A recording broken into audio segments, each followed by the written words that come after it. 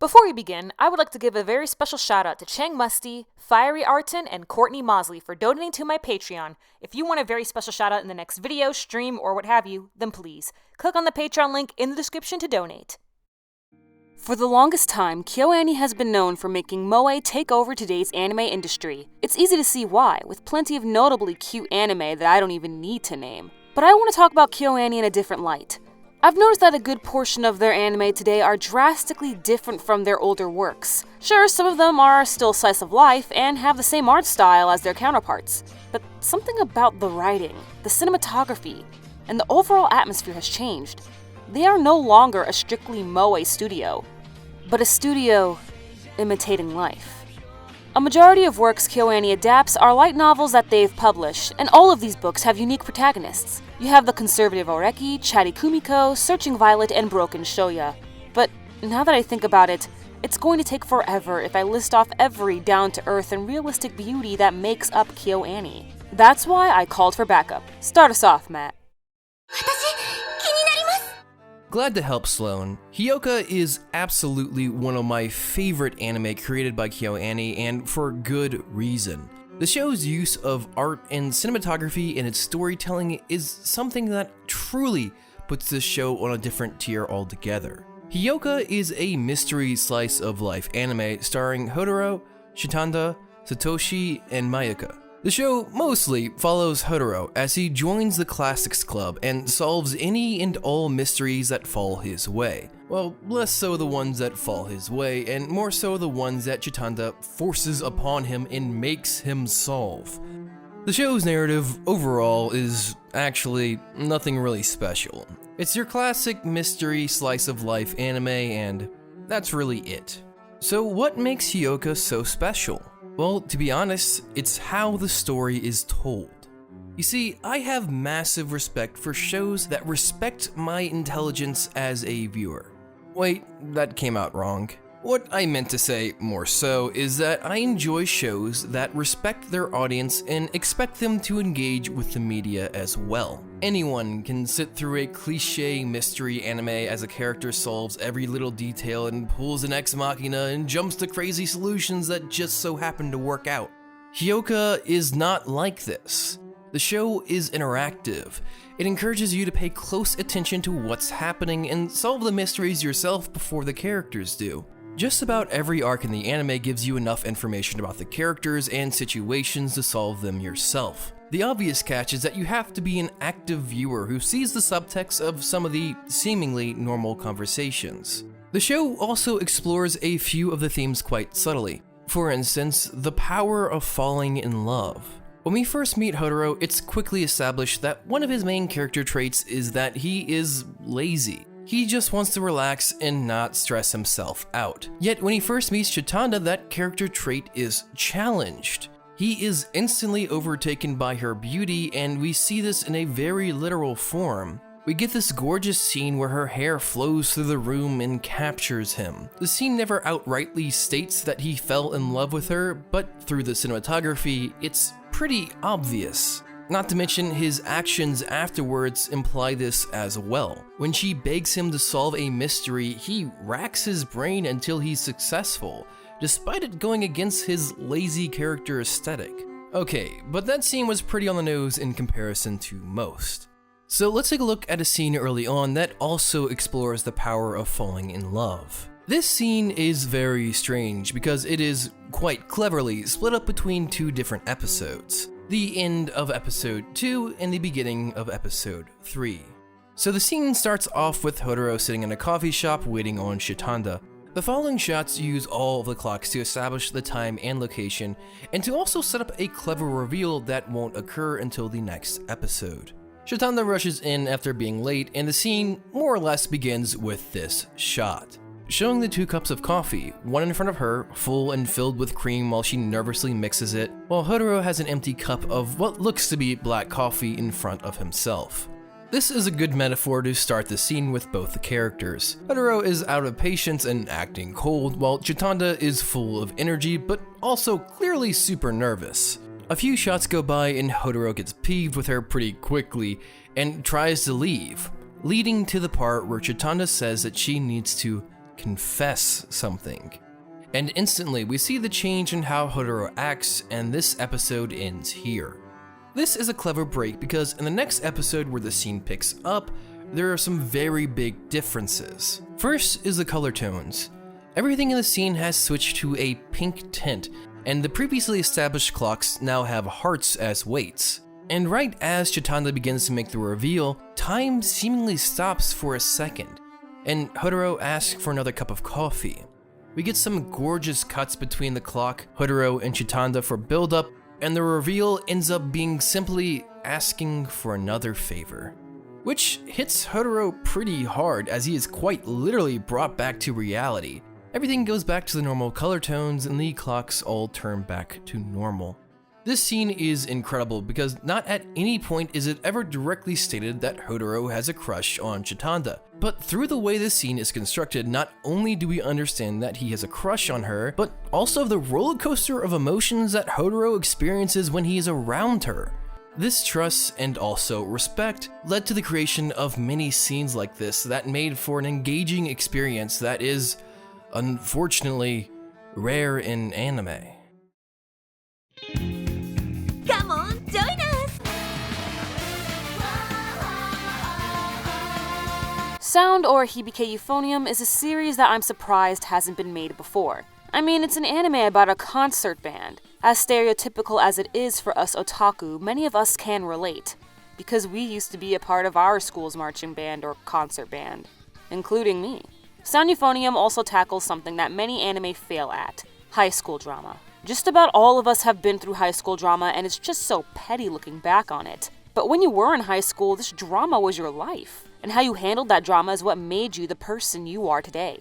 Sound Euphonium's drama isn't the melodramatic does he or does he not like me bullshit. Instead, the drama takes place within the concert band and how there's this war between the second and third years. The first years get involved when their new teacher announces that the best parts will no longer go to the seniors, but to the people who deserve it. As you can imagine, this causes a lot of friction amongst the group and later spirals into friendship confrontations and problems about their future. The anime doesn't joke about this though. As dumb as these arguments may seem to an outsider, these confrontations are handled in a way that's so serious you can't help but feel it's the most important thing in the world, which is exactly how high school drama works. But how are they able to trap you into this drama that can potentially come off as whiny and stupid? First, KyoAni convinces you that this world is real. I already mentioned the relatable concert band, but what I did not mention was that the students are actually playing the instruments correctly. That's right, note for note and breath for breath. The characters play these songs to the fullest. So when a character has the talent to play a solo,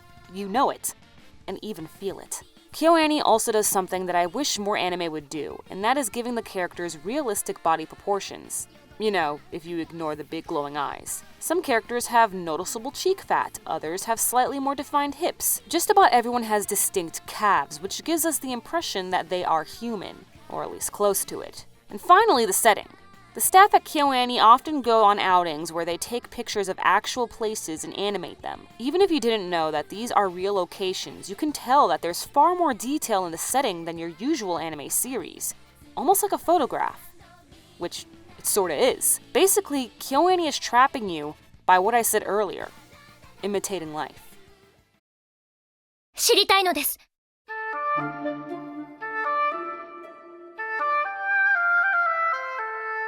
Violet Evergarden is KyoAni's newest original IP to get an entire series. Coming out early this year, I knew it was going to be incredible, but to be honest, I had no clue what I was in store for.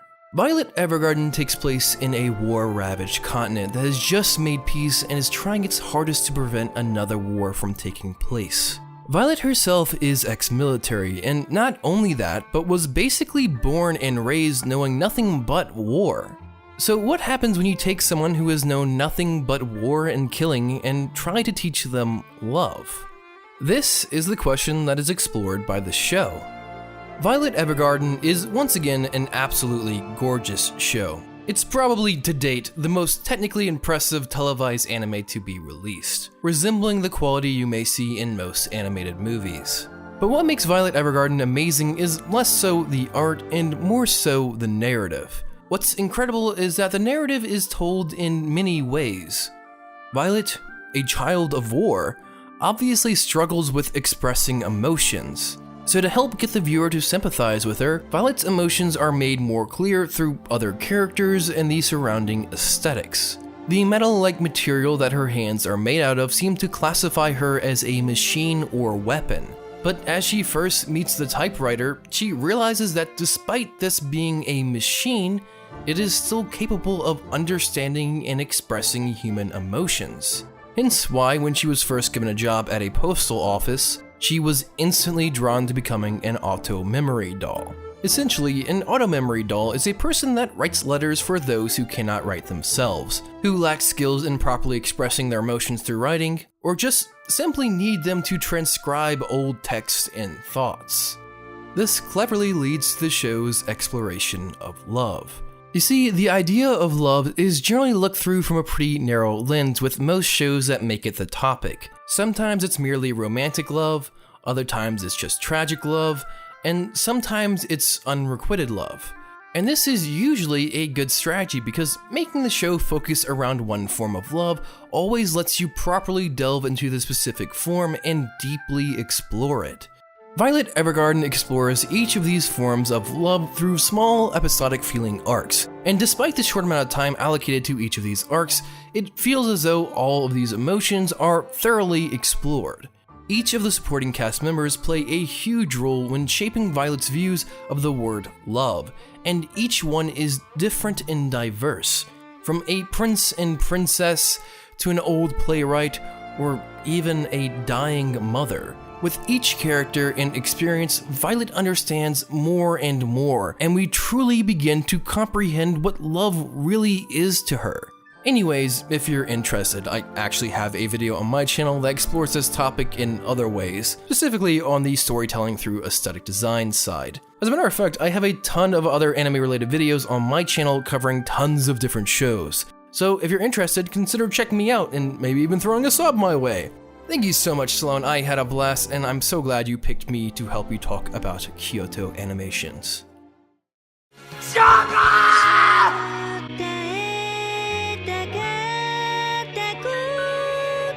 Originally, I was going to talk about Sound Euphonium's realistic characters instead of the realistic atmosphere and plot, but I decided to save that for Silent Voice, which probably has one of, if not, the best protagonists in all of KyoAni anime. But in this instance, I can't just thank KyoAni for these well-written characters and story, because A Silent Voice is one of the few works that weren't made and published by the KyoAni staff. A Silent Voice was a very well-liked manga amongst the group, so they decided to buy the rights from Kodansha and turn it into an anime. Therefore, we need to thank the mangaka, Yoshitoki Oima, for writing this masterful work, but also cannot ignore director Naoko Yamada for enhancing the emotions that Yoshitoki could only draw. A Silent Voice is a difficult tale of redemption, as well as a coming-of-age story. Shoya, the protagonist, used to be, well, to put it lightly, a piece of shit in grade school. Not knowing how to socialize with a deaf girl, he bullied her into having to transfer schools. His actions would not only get back at him, but also make a huge impression on his fellow classmates. Fast forward to the present. We see Shoya has stooped to an awkward and friendless teenager who won't even look at most people in the face. Shoya has a ton of issues that a lot of anime are scared to talk about, such as suicide, isolation, bullying, and depression. And I mean lots of depression. Now, some anime do have the balls to talk about these serious issues, but execute them horribly, to the point where the entire show comes off as edgy. But Yoshitoki spread out these problems throughout the film instead of shoving it in our faces within the first 5 minutes. Naoko's direction kept the tone alive by starting off the film with a couple of questions. We see Shoya walking somewhere, along with a montage of him crossing off dates from his calendar. He quits his job, empties his bank account and closes it, and his bedroom is completely empty. After leaving the stash to his mom, Shoya leaves. From this, you can guess that he's probably running away. We just don't know why. Except he isn't carrying anything with him. Finally, Shoya stops at a bridge, faces it, and attempts to kill himself. Thankfully, Shoya changes his mind, and this is where the redemption begins. I can guarantee you that any person who tried to commit suicide and stopped themselves will tell you that this was their lowest point. After that, it only got better for them. Like Shoya, they still ran into problems and even experienced days of ongoing sadness, but they never hit rock bottom again. I honestly want to go even further as to how Shoya is the most realistic and relatable character ever. But since this video is already hella long, I'm gonna end it here. The staff at Kyoto Animation and the people who work with them are all incredible in their own right. They tell stories like no other studio in ways that makes us reflect on our own lives. Their works relax us, excites us, depresses us, and makes us realize that the beauty of KyoAni lies in the lives we live every day.